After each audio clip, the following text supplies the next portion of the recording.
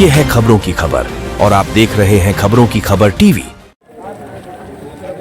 Sir, आमच्या चॅनलवर आपलं स्वागत आणि खूप खूप शुभेच्छा सर. तुम्ही निवडून आले सर. तर किती मतांनी निवडून आले सर, त्याच्याबद्दल पूर्ण माहिती द्या. त्याच्यामध्ये माहिती 9,500 काहीतरी. मी असा एक्झॅक्ट आकडा बघितलेला नाहीये. 10,000 मत आहे, कारण मी बघितलं नाही. फक्त मला फोन आला आणि सगळ्यांनी विजयाची घोषणा केली आणि त्या ठिकाणी आम्ही कारण की मतदान आता कोणत्या बूथवर किती झाले काय झाले आणखी आकडेवारी मी घेतलेली नाही. सर, तुम्ही शब्द दिले होते, आम्ही तुमची बातमी मुलाखत घेतली होती अगोदर.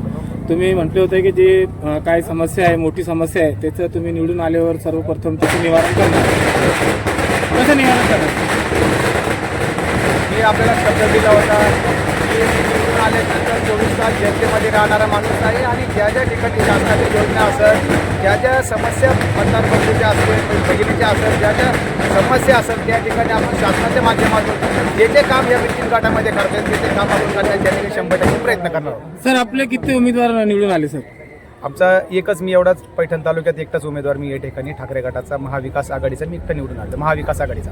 सर, बिडकीनच्या जनतेचा तुम्ही आभार कसा प्रकट करणार? मी खरोखर बिडकीन गावाचे मतदार राजांचे एवढे मनापासून आभार मानाल की ह्या ठिकाणी खूप मला पाडण्यासाठी, माझं डिपॉझिट जप्त करण्यासाठी ह्या ठिकाणी सर्वांनी ज्याची त्याची पद्धतीने ताकद या ठिकाणी सत्ताधाऱ्यांनी लावली होती. पण खरोखर या ठिकाणी आम्ही कोणतीही सभा घेतली नाही, कोणतीही रॅली या ठिकाणी घेतली नाही. त्या ठिकाणी माझ्या मतदार राजांनी मला त्या ठिकाणी ताडलं आणि मला त्या ठिकाणी भरघोस मतांनी निवडून दिलं. त्याबद्दल मी मतदार राजाचे कायमस्वरूपी आभारी राहील.